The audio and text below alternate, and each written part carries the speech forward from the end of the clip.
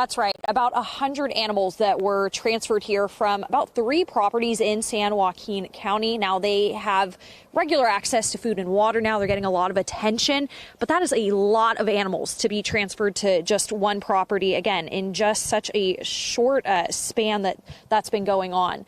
Now, the rescue, where that comes into play, they are helping however they can in this case, again, providing any resources that are needed.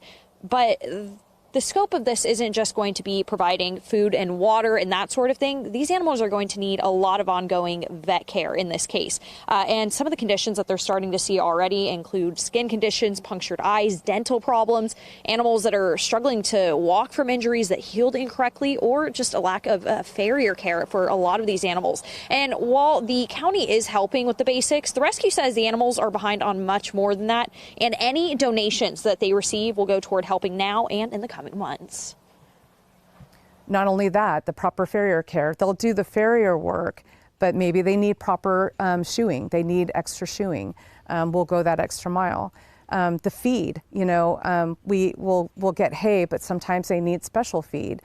Sometimes they don't have any, they have no teeth, so we have to give them mush.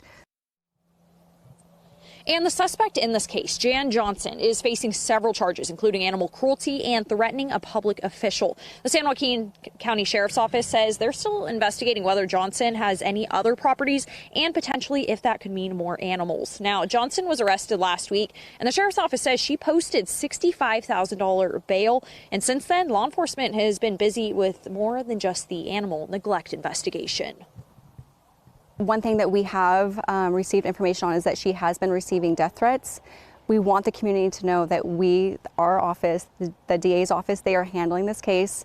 What we don't need is our deputies to have to spend additional time on these death threats. So let the DA's office do their work. Know that she will have her day in court and she will be held accountable.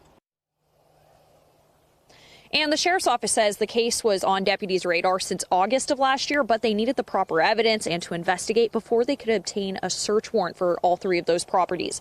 Now, the Sheriff's Office says 2 critical things happened that allowed for that. One being that deputies investigated an illegal rooster fighting ring at one of Johnson's properties. That time, deputies were able to see the condition of many of the other animals that were living there. And 2, the Sheriff's Office says an animal control officer tried to make contact with Johnson, and when she did, that Johnson threatened to shoot her if the animal service officer tried to touch any of her horses.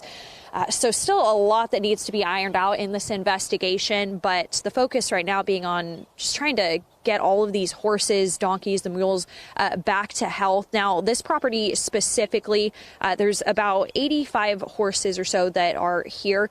Janine, who you heard from, the president of the rescue, actually moved her own horses off of this property specifically to make space for all of these animals that were part of that rescue across 3 properties. So in the meantime, she's just, as you can imagine, been getting hundreds of calls, people reaching out, a lot of people wanting to adopt. At this point, that's really just not feasible with how much recovery these animals still have to go through. So she says the one thing that you can do at home if you're seeing what's going on is to donate. They're working with the vets, they're working with the county, but it is going to cost a lot of money in the coming months to help these horses get back to a healthy state. We do have a link on our website, fox40.com, that you can donate to the rescue directly.